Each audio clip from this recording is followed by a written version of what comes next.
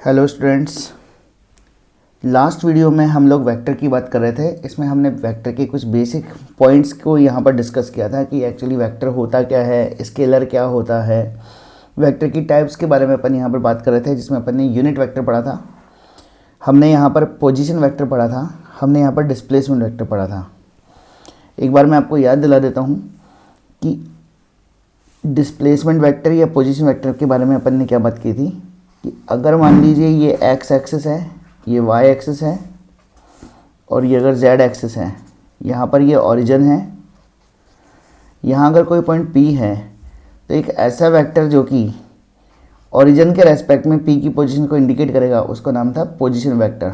इसको अपन are P vector से represent करते थे।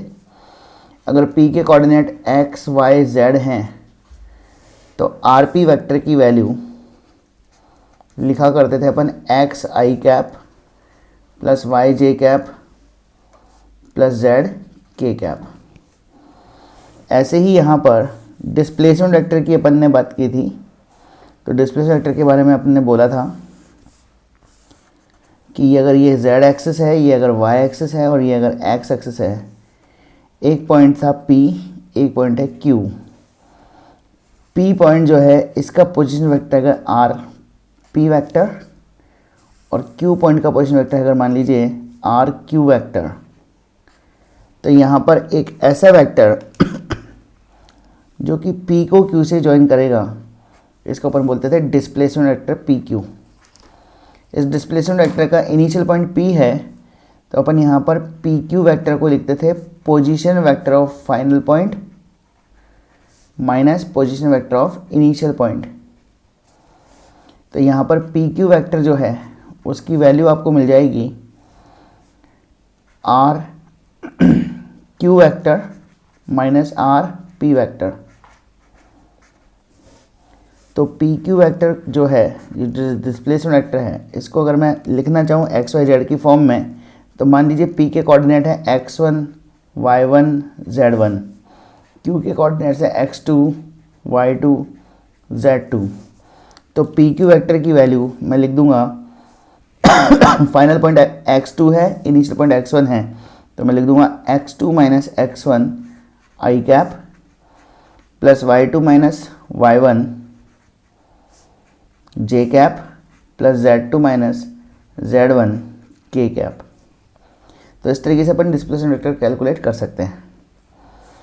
यूनिट वेक्टर के बारे में अपन ने बात की थी कि किसी भी पर्टिकुलर वेक्टर, जैसे मान लीजिए कोई वेक्टर ए है अपने पास में, इसका वैल्यू अगर x I cap plus Y J cap plus Z K cap है, तो मैग्नीट्यूड ऑफ ए की value under root of x square plus y square plus z square होती थी। तो ए कैप को अपन लिखते थे vector A upon mod of A. ये सारी बातें अपन ने लास्ट क्लास में की थी। अब यहाँ पर एक्चुअली ये जो वेक्टर्स हैं इनकी और भी कुछ बेसिक टाइप्स होती हैं जिनको अपने को फॉलो करना है, उनको अपने को देखना चाहिए। तो यहाँ पर हमने अभी तक यूनिट वेक्टर पढ़ा है, डिस्प्लेसमेंट वेक्टर पढ़ा है, पोजीशन वेक्टर पढ़ा है। अब यहाँ पर अपन लिख रहे हैं इस पर्टिकुलर में नेक्स्ट वेक्टर जो है उसको अपन लिख रहे हैं को इनिशियल वेक्टर्स।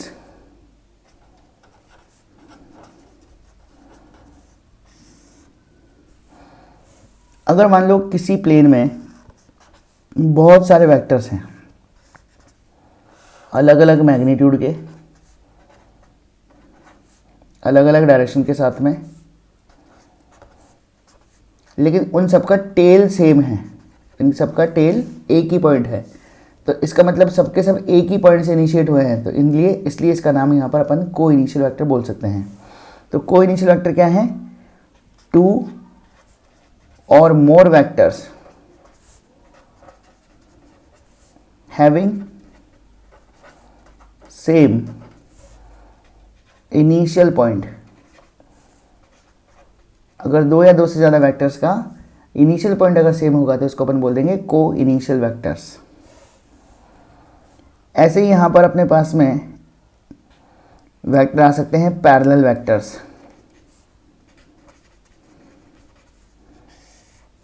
अगर दो वेक्टर्स एक दूसरे के पैरेलल हैं,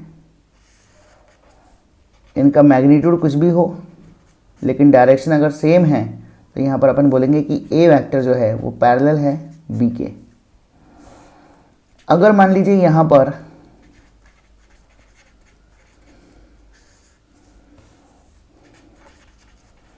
ए और बी की डायरेक्शन रिवर्स्ड हैं, लेकिन हैं दोनों एक दूसरे के पैरेलल, तो यहाँ पर इनको बोलेंगे अपन एंटी पैरेलल वेक्टर्स। और इसको रिप्रेजेंट करने का तरीका होगा A is anti parallel to B, इस तरीके से अपन इसको रिप्रेजेंट करेंगे।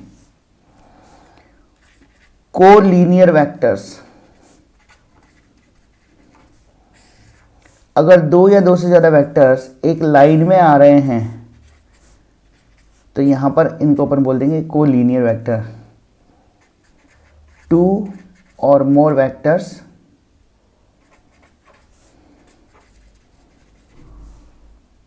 आर इन सेम लाइन, तो यहाँ पर इनको बोल देंगे अपन collinear vectors.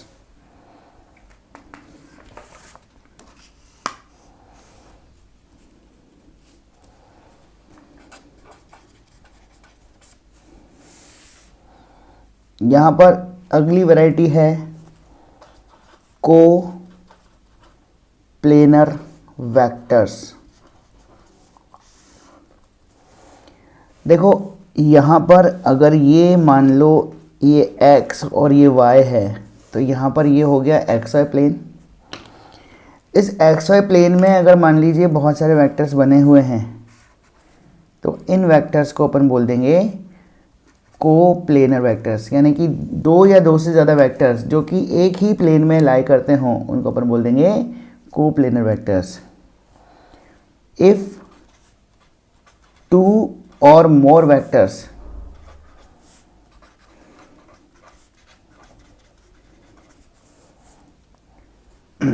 Are in same plane, अगर ये सब के सब सेम प्लेन में लाई कर रहे हैं, then these are called co-planar vectors। यहाँ पर देखिए, मान लीजिए मैं इन पेन्स को यूज़ कर रहा हूँ, इस पर्टिकुलर में अगर ध्यान से देखें अपन तो ये मान लीजिए तीन वेक्टर्स हैं। ये एक वेक्टर हो गया ए, ये मान लो वेक्टर बी हो गया और ये वेक्टर सी हो गया। तो कुल मिलाकर के अगर ये तीनों एक ही प्लेन में लाई कर रहे हैं तो इन तीनों को अपन बोल देंगे को प्लेनर वेक्टर्स।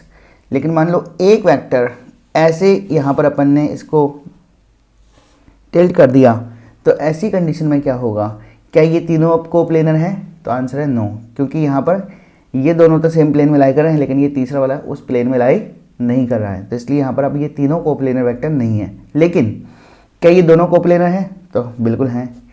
क्या ये दोनों को प्लेनर हैं? बिल्कुल, ये ए और सी भी को प्लेनर हैं, क्योंकि इनका प्लेन भी सेम आ रहा है, एक कॉमन प्लेन आ रहा है। ऐसे यहाँ पर ये जो पर्टिकुलर बी वेक्टर है और ये अपना सी वेक्टर है, इन दोनों को भी देखें तो ये दोनों भी आपस में को प्लेनर वेक्टर्स हैं। तो कहने का मतलब ये हो गया कि तीनों आपस में को प्लेनर नहीं है, लेकिन इनके दो इंडिविजुअल जो वेक्टर्स हैं वो आपस में को प्लेनर हैं। तो कुल मिलाकर के यहाँ पर दो या दो से ज़्यादा वेक्टर्स अगर एक ही प्लेन में लाई कर रहे हैं तो उनको अपन को प्लेनर वेक्टर्स बोल सकते हैं। नेक्स्ट यहाँ पर है इक्वल वेक्टर्स।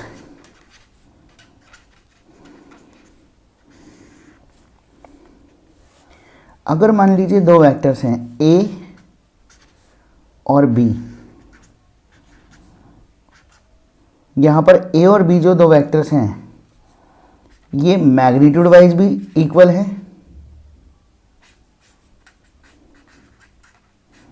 और इनकी डायरेक्शन भी सेम है, तो यहाँ पर इनको अपन बोल देंगे कि vector A is equal to vector B. Magnitude भी सेम होना चाहिए और डायरेक्शन भी सेम होनी चाहिए, यानी कि ए कैप की वैल्यू बी कैप के बराबर होनी चाहिए और ए वेक्टर का मैग्नीट्यूड जो है बी वेक्टर के मैग्नीट्यूड के बराबर होना चाहिए। तो यहाँ पर इन दोनों वेक्टर्स को अपन बोल देंगे इक्वल वेक्टर्स। तो यहाँ पर अपन लिख देते हैं टू वेक्टर्स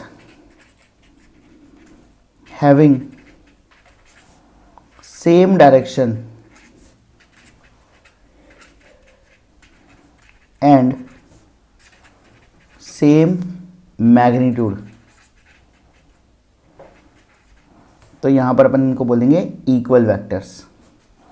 इक्वल वेक्टर को यूज़ करके हम किसी प्लेन में एक वेक्टर को किसी भी पोजीशन पर शिफ्ट कर सकते हैं, किसी भी प्लेस पर शिफ्ट कर सकते हैं। तो ये अगर ए वेक्टर है और इसकी ज़रूरत मुझे यहाँ पर पड़ रही है तो मैं इस ए वेक्टर का इक्वल वेक्टर यहाँ पर बना सकता हूँ। अगर मुझे यहाँ ज़रूरत पड़ रही है तो मैं इसी वेक्टर का एक कॉपी करूँगा और यहाँ पर पेस्ट कर दूंगा। तो कुल मिलाकर के यहाँ पर मैग्नीट्यूड भी सेम होना चाहिए, डायरेक्शन भी सेम होनी चाहिए। तो मैं यहाँ पर किसी वेक्टर को एक प्लेन में कहीं भी शिफ्ट कर सकता हूँ इक्वल वेक्टर की कंसेप्ट को यूज़ करके। नेक्स्ट यहाँ पर होता है नेगेटिव वेक्टर्स।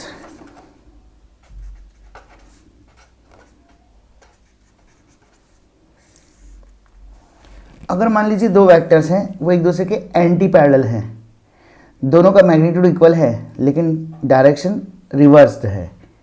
ये मान लो ए वेक्टर है और ये मान लो बी वेक्टर है। यहाँ पर ए का जो मैग्नीट्यूड है वो बी के मैग्नीट्यूड के एग्जैक्टली बराबर है, लेकिन ए की जो डायरेक्शन है वो बी की डायरेक्शन के जस्ट रिवर्स्ड है। तो ऐसी कंडीशन में मैं यहाँ पर बोलूँगा कि वेक्टर ए जो है वो नेगेटिव ऑफ वेक्टर बी के बराबर है। मैं इसको ऐसे भी बोल सकता हूँ कि ए वेक्टर प्लस बी वेक्टर की वैल्यू यहाँ पर 0 आपको मिलेगी। तो अगर दो वेक्टर्स का सम अगर आपको 0 मिल जाए तो यहाँ पर वो दोनों एक दूसरे के नेगेटिव वेक्टर्स होंगे। If vector sum of two vectors is 0, then the two vectors will be negative of each other। दोनों एक दूसरे के नेगेटिव वेक्टर्स होंगे। यहाँ पर कुछ बेसिकली दो स्पेशल वेक्टर्स और हैं जिनके बारे में आपको जानकारी होनी चाहिए। उनमें से एक है रेडियल वेक्टर। इसके यूनिट वेक्टर को अपन आर कैप से रिप्रेजेंट करेंगे। देखो, किसी भी सर्कल की बात मैं करूं या किसी भी स्फीयर की बात मैं करूं तो इसमें कोई ना कोई सेंटर जरूर से होगा। ऐसे वेक्टर्स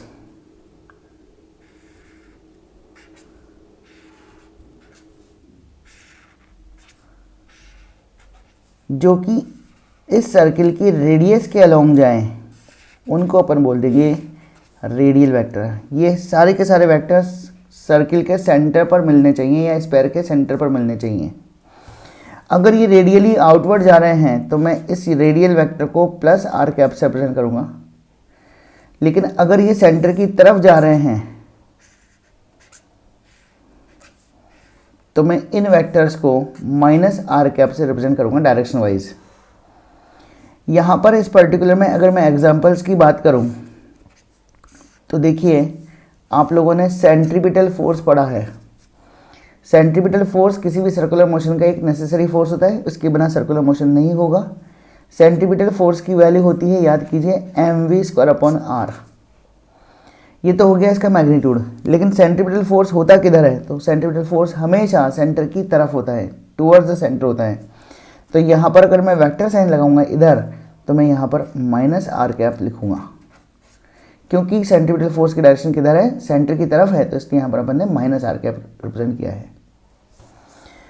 अगर मैं रेडियल वेक्टर की पॉजिटिव वैल्यू की बात करूँ, पॉजिटिव डायरेक्शन की बात करूँ, तो एग्जाम्पल मैं यहाँ पर ले सकता हूँ electric field intensity due to positive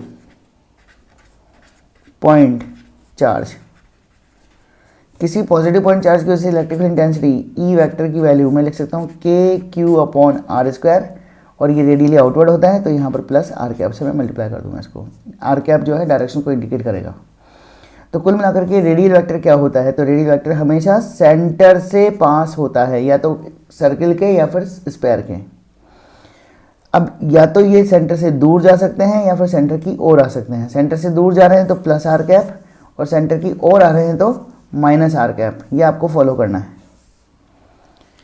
इसी तरीके से एक वेक्टर है एक्सियल वेक्टर, एक एग्जांपल है अपने पास में एक्सियल वेक्टर। अब ये एक्सियल वेक्टर क्या होते हैं?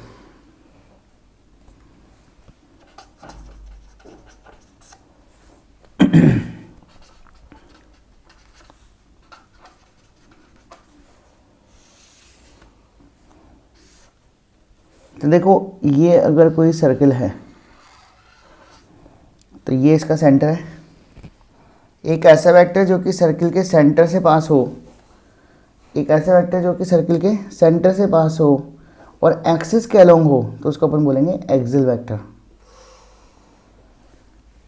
वेक्टर विच इज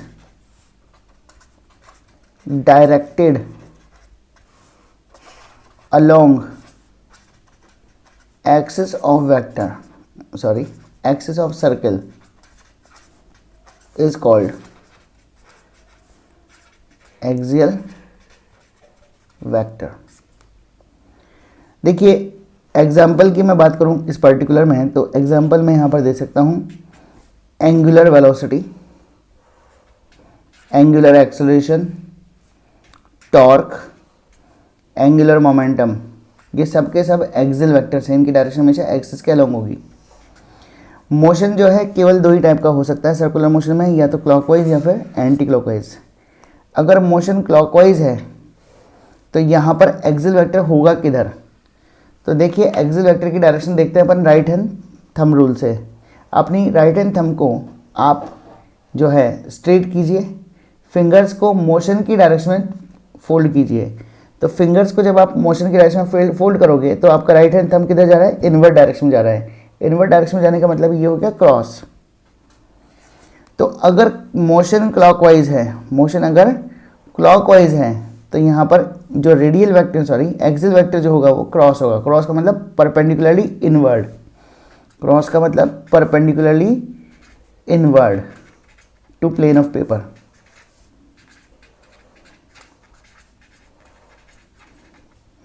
ऐसी अगर मोशन मान लीजिए एंटी क्लॉकवाइज है, अगर मोशन एंटी क्लॉकवाइज है तो आपके राइट हैंड पाम जो है, राइट हैंड थंब जो है वो ऊपर की तरफ आ जाएगा, क्योंकि फिंगर्स को एंटी क्लॉकवाइज टर्न करोगे आप, तो यहाँ पर ये आपको डॉट मिलेगा। डॉट का मतलब होता है perpendicularly outward to plane of paper. तो कुल मिलाकर के यहाँ पर इस पर्टिकुलर में एक्सियल वेक्टर जो है या तो ये क्रॉस हो सकता है या फिर डॉट हो सकता है। क्रॉस कब होगा? जब क्लॉकवाइज मोशन होगा, और डॉट कब होगा? जब वो एंटी क्लॉकवाइज मोशन होगा। क्रॉस का मतलब पेपर के अंदर परपेंडिकुलरली, और डॉट का मतलब आउट ऑफ पेपर, बाहर की तरफ जाता हुआ। तो ये कुछ वेक्टर्स के यहाँ पर जो है टाइप्स हैं जो अपने को फॉलो करनी चाहिए। एक्सियल वेक्टर और रेडियल वेक्टर के बारे में थोड़ा सा ध्यान से समझ लीजिएगा। इसके अलावा यूनिट वेक्टर पर बेस्ड क्वेश्चन आपके सामने आ सकते हैं। नेक्स्ट जो पॉइंट अपना है वो है direction cosines. Direction cosines actually होते क्या हैं? तो देखो, एक्चुअली क्या है कि मान लो ये एक्स वाई जेड एक्सिस है, ये एक्स एक्सिस, ये वाई एक्सिस और ये जेड एक्सिस। यहाँ पर एक वेक्टर ये है ए। ये ए वेक्टर जो है एक्स के साथ में, एक्स एक्स साथ में एंगल बना रहा है अल्फा। इसी तरीके से ये वेक्टर y के साथ बना रहा है एंगल बीटा, और यही वेक्टर z एक्सिस के साथ बना रहा है एंगल मान लो गामा। ये अल्फा एंगल, ये बीटा एंगल और ये हो गया गामा एंगल। तो यहाँ पर ऐसी कंडीशन में कॉस अल्फा, कॉस बीटा और कॉस गामा को अपन बोलते हैं डायरेक्शन कोसाइंस। जैसे मान लो ये वेक्टर है, अब 2D में तो ऐसे ही बनेगा डायग्राम। इस वेक्टर को नाम देते हैं अपन ए। इसके कोऑर्डिनेट्स हैं एक्स वाई जेड। ए वेक्टर की अगर मैं बात करूं तो एक्स वाई जेड के अकॉर्डिंग मैं इसको लिख सकता हूं X I cap plus Y J cap plus Z K cap. यहाँ पर ये जो ए वेक्टर है एक्स एक्सिस के साथ में एंगल बना रहा है अल्फा, वाई एक्सिस के साथ बना रहा है एंगल बीटा, और जेड एक्सिस के साथ में एंगल बना रहा है ये गामा। तो यहाँ पर कॉस अल्फा, कॉस बीटा और कॉस गामा को अपन बोलेंगे डायरेक्शन कोसाइंस। कॉस अल्फा कैसे कैलकुलेट करें? तो कॉस अल्फ़ा कैलकुलेट करने के लिए मैंने एक्स एक्सिस पर परपेंडिकुलर ड्रॉ कर दिया। तो यहाँ पर मैं इस पॉइंट को अगर मैं ओ लिख देता हूँ, इस पॉइंट को अगर मैं पी लिख देता हूँ, इस पॉइंट को मैं क्यू लिख देता हूँ, तो यहाँ पर मेरे पास में ओ पी क्यू एक ट्राइंगल बन गया है, राइट ट्राइंगल। इस राइट ट्राइंगल में अगर मैं बात करूँ तो आपको पता है कि अगर ये एक्स कोऑर्डिनेट है तो यहाँ से लेके यहाँ तक की डिस्टेंस एक्स होगी। तो इस राइट ट्राइंगल का जो बेस है वो अपने पास में हो गया एक्स। तो कॉस अल्फ़ा की वैल्यू इक्वल होगी एक्स अपॉन ओ से लेके पी तक की डिस्टेंस, और ओ से लेके पी तक की जो डिस्टेंस है वो डेफिनेट सी बात है कि वो वेक्टर ए के मैग्नीट्यूड के बराबर होगी। तो यहाँ पर मैंने लिख दिया x upon mod of A. Similarly beta के लिए मैं क्या काम करूँगा, परपेंडिकुलर ड्रॉ कर दूंगा वाई एक्सिस पर, ये वाली डिस्टेंस मुझे मिल जाएगी वाई। तो कुल मिलाकर के कॉस बीटा की वैल्यू मैं लिख दूंगा y upon mod of A, और इसी तरीके से कॉस गामा की value z upon mod of A मुझे मिल जानी चाहिए।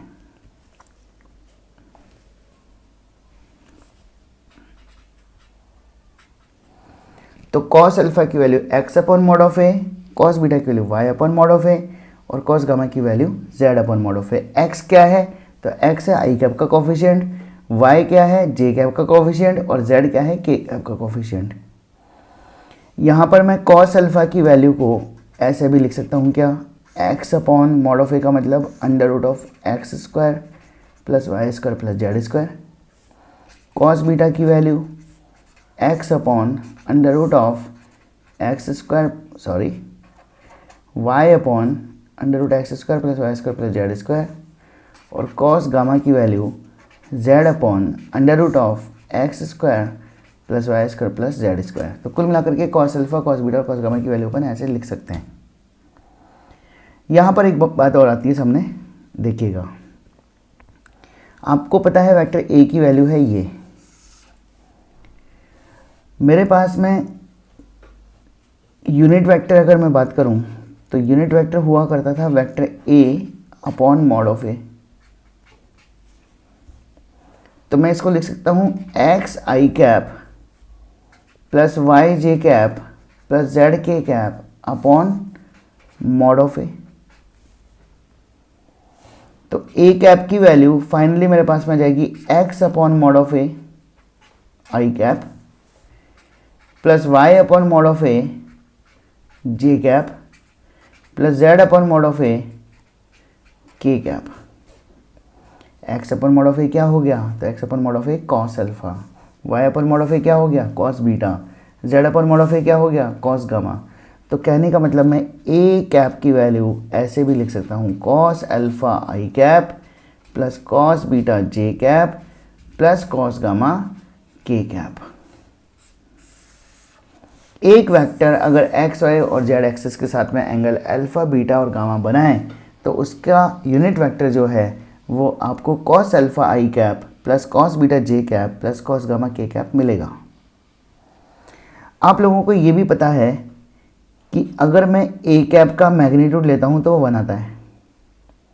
अब यही प्रोसीजर मैं यहाँ भी करने की कोशिश करूँ तो मैंने राइट हैंड साइड में और लेफ्ट हैंड साइड में दोनों तरफ मैग्नीट्यूड लिया, तो यहाँ पर ए कैप का मैग्नीट्यूड 1 और इधर यहाँ पर कॉस अल्फा ई कैप कॉस बीटा जे कैप और कॉस गामा का के कैप का जो मैग्नीट्यूड है वो लिखूँगा क्या, cos square alpha plus cos square beta plus cos square gamma.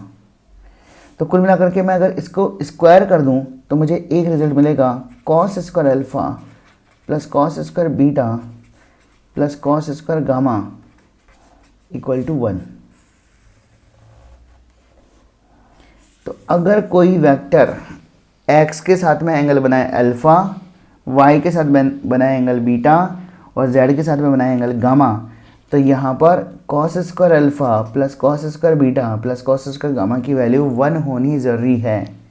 अगर cos square alpha plus cos square beta plus cos square gamma की वैल्यू 1 नहीं है तो इसका मतलब वो वेक्टर पॉसिबल नहीं है।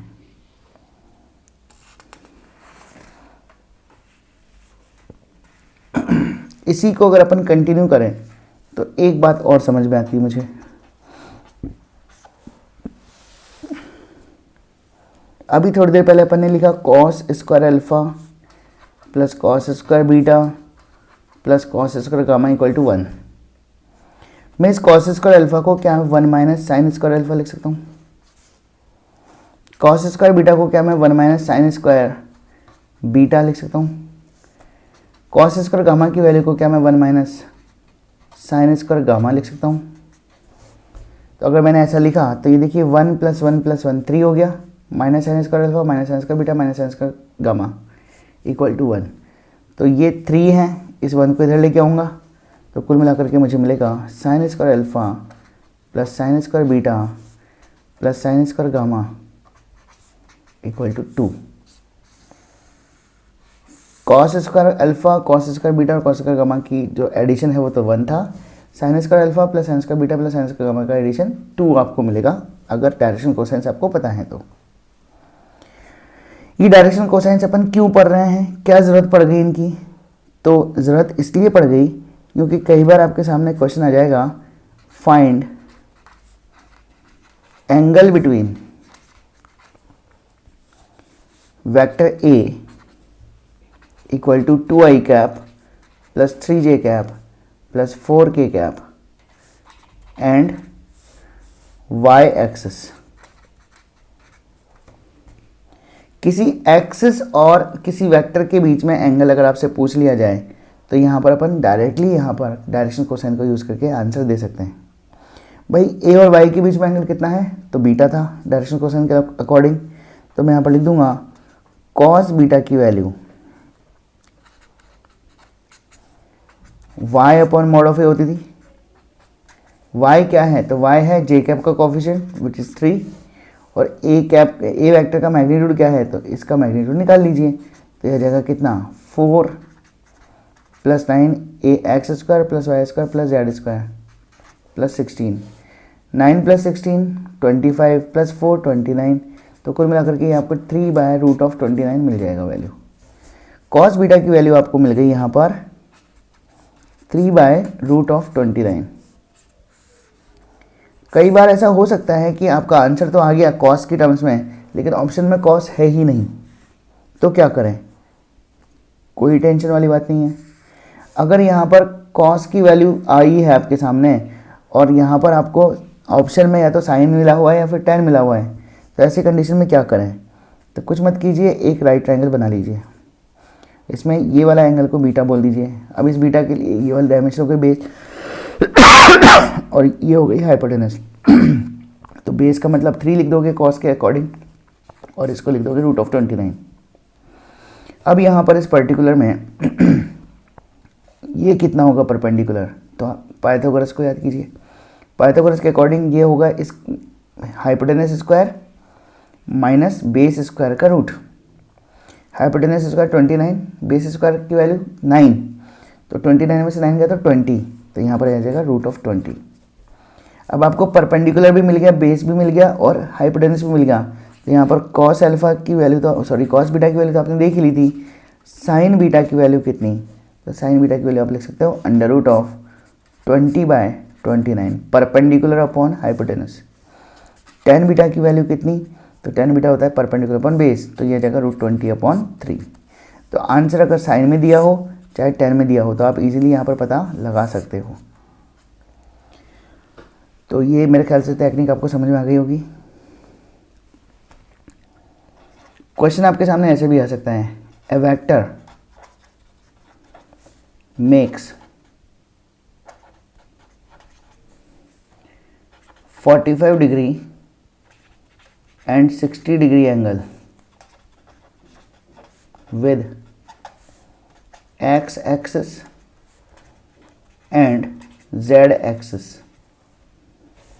Find angle between vector and y axis. एक वेक्टर है 45 डिग्री एंगल बना रहा है x के साथ में, z के साथ बना रहा है 60 डिग्री एंगल, तो y एक्सिस और इसके बीच में एंगल पूछा गया है। तो भाई देखो सीधी सी बात है कि इस क्वेश्चन के अंदर आपको गिवन क्या क्या है पहले तो ये देख लो। तो अल्फा की वैल्यू गिवन है 45 डिग्री, बीटा पता नहीं है और गामा की वैल्यू यहाँ पर आपको दे रखी है 60 डिग्री। तो अल्फा गिवन है, गामा गिवन है, बीटा पूछा है, तो क्या करें? तो भाई सीधी सी बात यह है कि आपके सामने ये इक्वेशन आई थी, याद कीजिए। Cos square alpha plus cos square beta plus cos square gamma equal to 1। तो कॉस स्क्वायर अल्फ़ा में कॉस स्क्वायर 45 डिग्री लिख दीजिए, बीटा का पता नहीं है तो कॉस स्क्वायर बीटा को ऐसे ही रहने दीजिए, प्लस कॉस स्क्वायर गामा की जगह कॉस स्क्वायर 60 डिग्री लिख दीजिए, इक्वल टू 1 कर दीजिए। कॉस 45 होता है 1/√2, स्क्वायर करोगे तो 1/2 आएगा, प्लस कॉस स्क्वायर बीटा पता नहीं है, प्लस कॉस 60 की वैल्यू होती है 1/2, कॉस 60 की वैल्यू अगर 1/2 है तो इसका स्क्वायर करोगे तो 1/4 मिलेगा, इक्वल टू 1। तो कॉस स्क्वायर बीटा की वैल्यू फाइनली आपको मिल गई कितनी, 1 माइनस 1/4 माइनस 1/2। इस 1/4 को और 1/2 को उठा करके उधर ले गए 1। एलसीएम लोगे आप तो इधर आएगा 4 minus 1 minus 2 equal to cos square beta. तो कॉस स्क्वायर बीटा की फाइनल वैल्यू आ गई 1/4, या कॉस बीटा की वैल्यू आ गई प्लस माइनस 1/2। कॉस बीटा की वैल्यू अगर प्लस माइनस 1/2 आई है तो बीटा की वैल्यू या तो 60 डिग्री होगी या फिर 120 डिग्री होगी। तो बहुत इजी वे में यहाँ पर अपन कैलकुलेशन कर सकते हैं। अगर आपका एक वेक्टर के साथ में अल्फा एंगल और दूसरे के साथ में अगर बीटा एंगल दिया गया है तो तीसरा एंगल अपन इजीली पता लगा सकते हैं। ये रिज़ल्ट आपको याद रहना चाहिए। तो आज के लिए इतना काफ़ी है। आप लोग जो है डायरेक्शन कोसाइन से रिलेटेड क्वेश्चंस को आप सॉल्व कीजिएगा। नेक्स्ट क्लास में अपन यहाँ पर बात करेंगे रिजल्टेंट वेक्टर के बारे में। Okay, thank you very much.